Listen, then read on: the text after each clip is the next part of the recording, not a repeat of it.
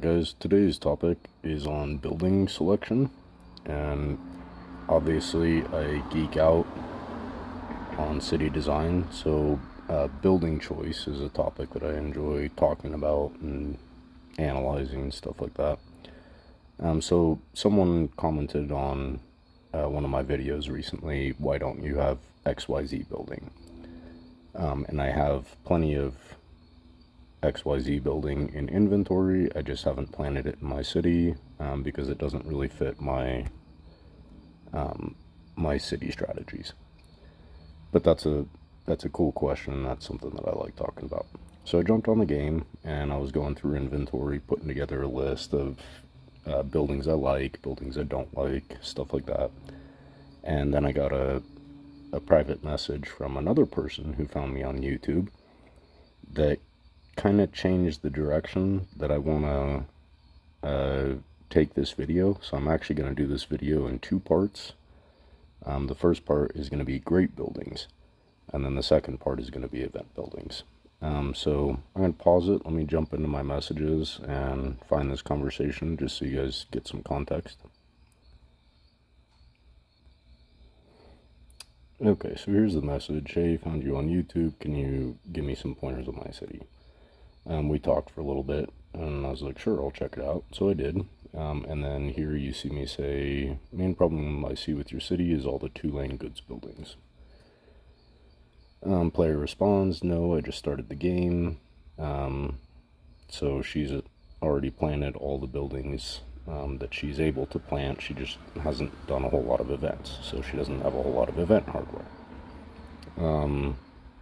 And just basically filling in that space with something until she gets more event buildings accumulated. Plenty of expansions. She makes a comment about that. And her arc is at level 80, so it sounds like she's got all the basics covered. I'm going to pause it again. Let's jump into her city and take a look, see what we see. Okay, so here's her city. This video is not on road efficiency, so I'm not going to nitpick things like this.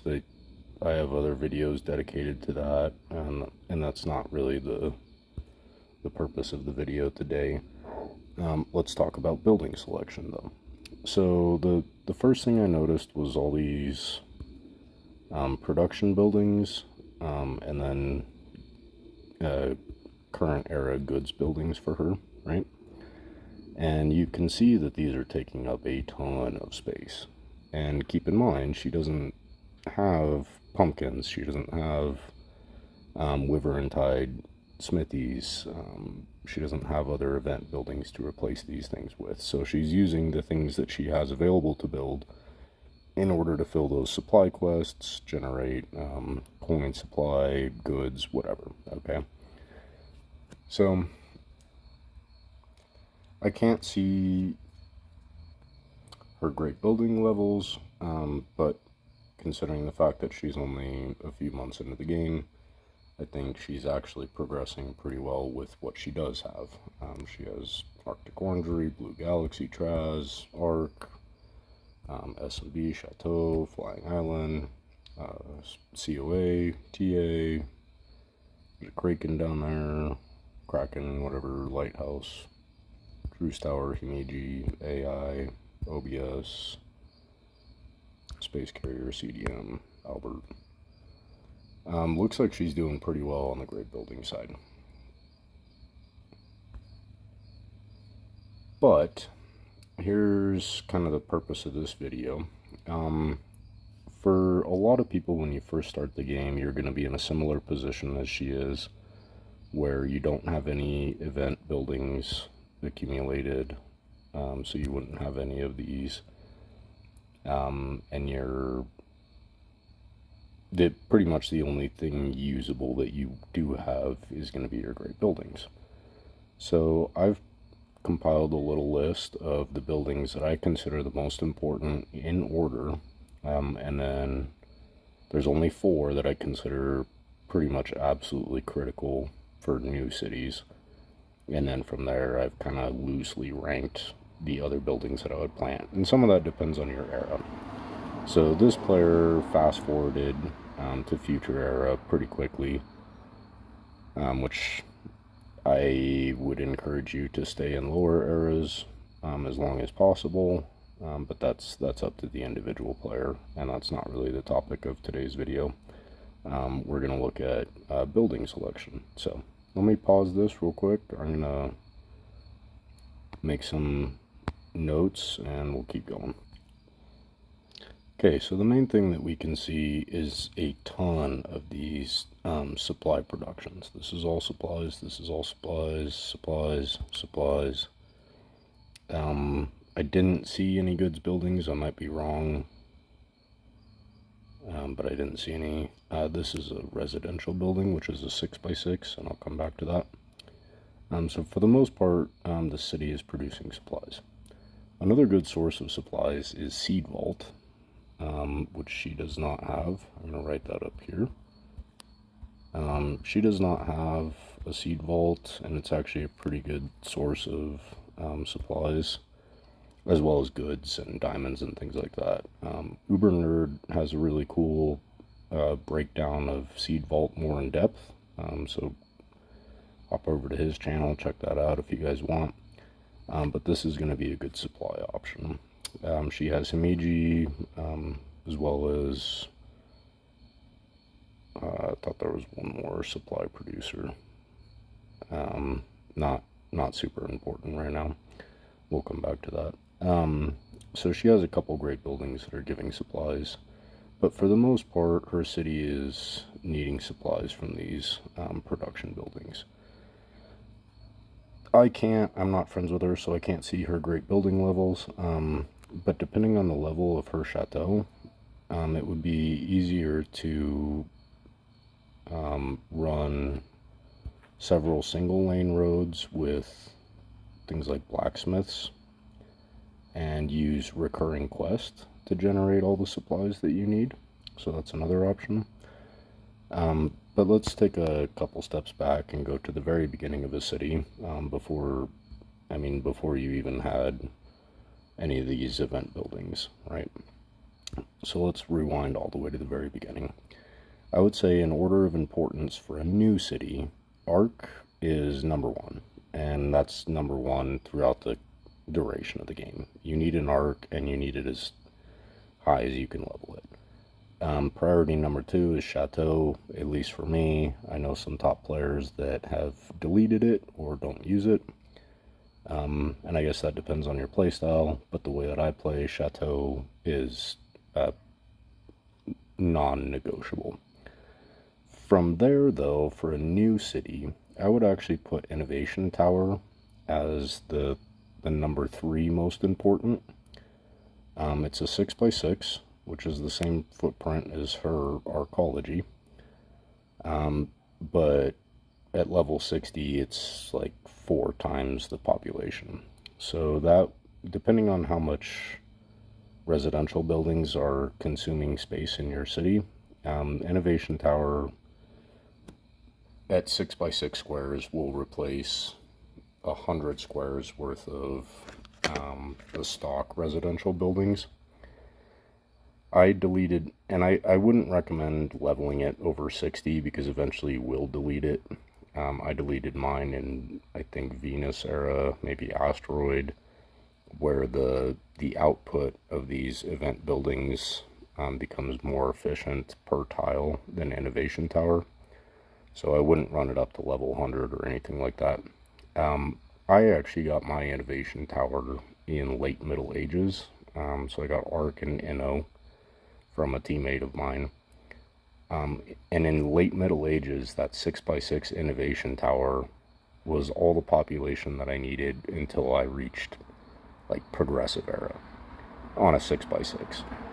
And whenever I jumped to the next era, if the population cost of buildings got a little more expensive, no problem, just run 2 more levels on Innovation Tower and you're good to go for an entire era.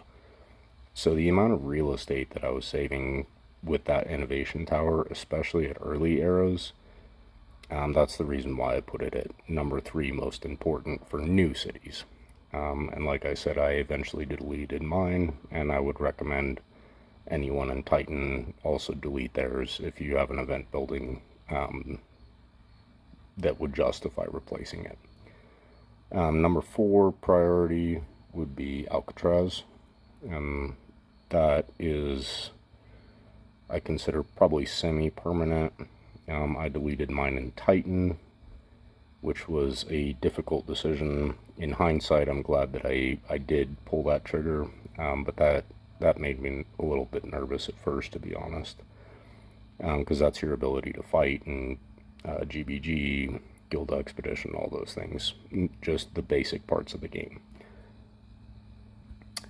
From there, going down the list, I would put Lighthouse and St. Mark's Basilica pretty high towards the list of temporary buildings. Lighthouse and St. Mark's really help you generate the supplies and coin that you need for a beginning city before you can actually start stockpiling all those resources. I've deleted both of those, but for an early city, I think those are pretty high on the list of priorities. Going down from there is what people call the Trinity, and that's your Castle de Monte, Zeus, and COA. All 3 of those are very cheap to level, and it gives you a ton of attack boost per FP invested. So those 3 I would rank pretty high at the list of, again, temporary buildings. I've already deleted my COA as well as my TA. Zeus will probably stay forever just because it's small enough to justify. Castle de Monte, I stopped leveling. I haven't deleted it yet, but there is a really good possibility that I will in the near future. So I stopped leveling it mid-80s or something like that. To the Trinity list, I would also add Arctic Orangery, though. Kraken, I don't think is worth planting, personally. I planted one and deleted it. I never really got the return on that, especially with new event buildings where, I mean, even if your Kraken is level 100, it's not giving you anywhere near the output of this Orange Dreams on the same real estate, except that this is roadless. So Kraken, I wouldn't even bother with, to be honest. So we've covered the attack buildings, the Trinity, plus the Arctic Orangery.